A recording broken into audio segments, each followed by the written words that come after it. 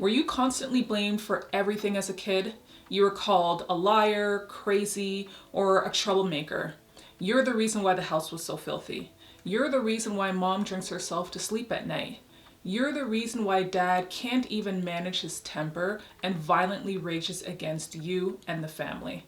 No matter what, you are the reason for everyone's behavior. Even your siblings turned on you. You were and are the family scapegoat. Being the scapegoat is an insidious form of abuse that is difficult to recognize.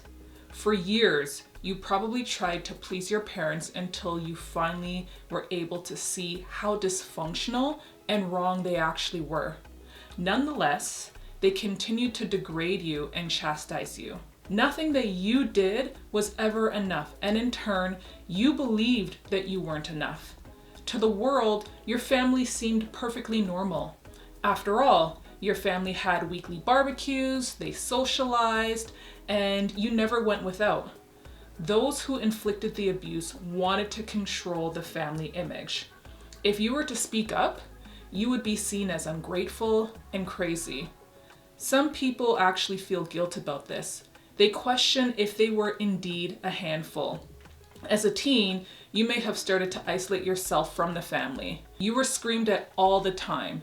This time, you were yelled at by your sibling for not picking up your book bag by the door. They retaliated by throwing it in the garbage. Instead of them being disciplined, you were smacked for being lazy and leaving your crap around the house. After all, your sibling was the golden child, so they weren't punished, at least not as severe as you. Mom was a functioning alcoholic, and she did her best to show you love, but she was heavily influenced by your dad. He would yell at her for coddling you, and she would then yell at you for being so weak and always having to defend you. You'd try to be perfect in every single way. You'd get straight A's, you'd keep your room spotless, and you try not to be seen. Although you're starting to question the horrible names you're being called and the lies you've been told over the years, you're still questioning if there is truth to the family narrative. Now that you're an adult, you realize how dysfunctional your family actually is. You can finally identify that you were made to be the family scapegoat. You still are the family scapegoat. You graduated from college, you live on your own, and you have a career. However, mom and dad still find ways of blaming you. They blame you for your siblings not amounting to anything. They stayed behind while you chose to flee. And now you're the reason why your brother can't get a job because you did a poor job on his resume. And you're the reason why your sister is a single mom because you weren't a good role model. The scapegoat is blamed and shamed for all things that go wrong in the family. They were bullied and rejected by their parents, siblings, and other family members. Scapegoating is a form of emotional and psychological abuse. The process of scapegoating is done on an unconscious level, but when you are a scapegoat in a narcissistic family, the actions and words are deliberate and intentional. They are meant to cut you deep and wound you to your core. Perhaps you are a reminder of what your parents weren't. You're free-spirited, you're outgoing, you're empathetic, and they resent you for that. You remind them of what their childhood was not like and what their parents hated about them. Many adults who are still victims of scapegoating by their families can't understand why they were chosen to be the scapegoat. As much as they logically understand that they're not what the family says that they are, emotionally, they still find themselves feeling confused and have a lot of doubt. Usually those who are made to be the scapegoat are more sensitive and empathetic. They tend to be in tune with the emotions of others and express awareness. So according to marriage and family therapist Rebecca Mandeville, the person who coined the term family scapegoating abuse, she said, empath types tend to be truth seekers. They don't like injustice, and they will stand up for the siblings who are unfairly treated, and they will stand up to the parent who's receiving abuse from the other parent. You are now seen as a threat to the power dynamic, and they will have to put you in your place in order for the power holder to remain in control. Rebecca also stated that empaths and highly sensitive people who loathe conflict typically develop the trauma response of fawning in response to being the family scapegoat. I made a video on fawning that you can check out. I'll put the link either below or above. It's been noted that the projection of the family's negative behavior is also connected to intergenerational trauma. For example, if your mom or dad is personality disordered, meaning they have either borderline personality disorder, histrionic, or narcissistic PD, most of the times than not, they will have been in a dysfunctional and abusive home themselves. I'm sure you will be able to trace the negative behavior between generations. When you know the truth about your family dysfunction, you are placed at a greater risk of slander and alienation.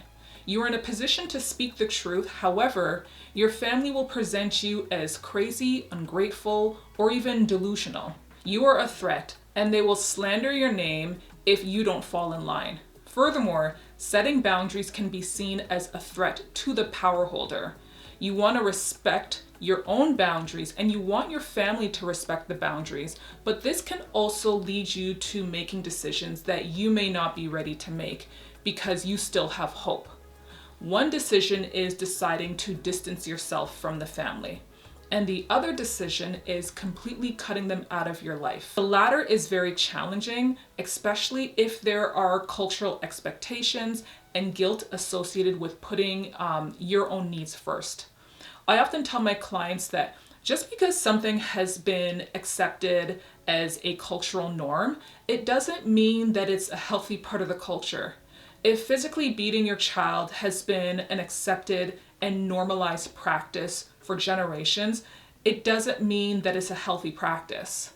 When you stand up for yourself and you assert your boundaries, your parents may use your outburst as confirmation that you're bad, you're crazy, and you're a ticking time bomb waiting to explode. Although you know that they're not right, you still feel confused. Am I dramatic? Does my behavior indicate that I'm not a good person? Everyone in my family views me as the bad guy. Maybe there's some truth to it. It's hard not to internalize years of abuse. Complex PTSD is repeated exposure to traumatic events from which escape is difficult or impossible.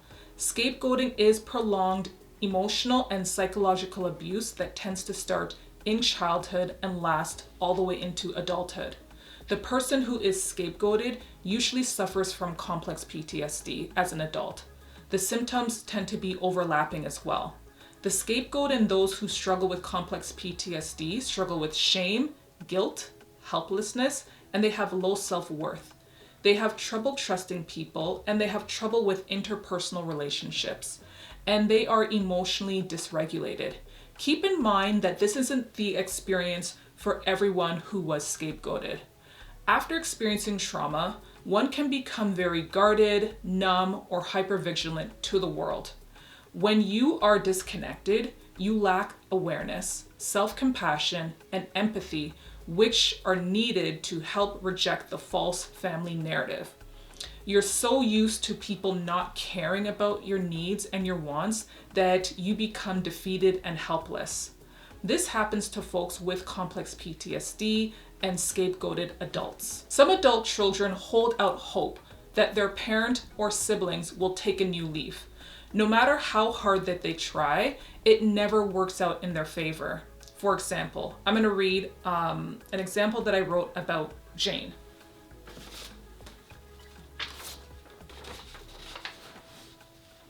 Jane is a 31-year-old woman who left her home at the age of 18. Jane couldn't be around her father's abusive behavior and her family's blatant acceptance. She was always to blame and couldn't do anything right. Her family called her selfish for wanting to save for college. None of them had higher education, and they accused her of thinking she was better than them. They beat her down mentally and emotionally, and her self-esteem was non-existent.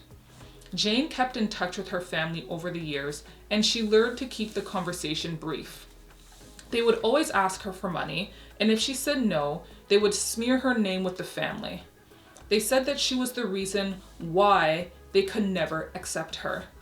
She was selfish, ungrateful, a useless person. They wound up stonewalling her for over a year. She was hurt and devastated. She couldn't shake the possibility that they were right about her.